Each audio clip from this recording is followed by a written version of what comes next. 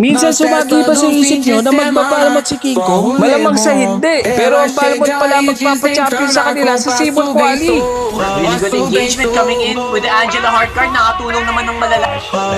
Tignan niyo yung reaksyon ng mga casters. Hindi sila makapaniwala na magpapalamot si King Kong eh.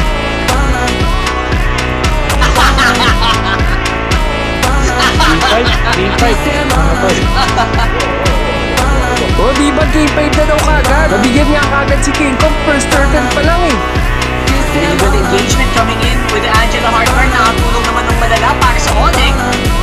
Sobrang crucial nga pala nitong game na to. Match point na kasi ang Onyx PH dito para sila na mag-champion dito sa Cibol Quali for Asian Games 2026. We don't want that to happen. We are basically fighting an uphill battle, Chessman.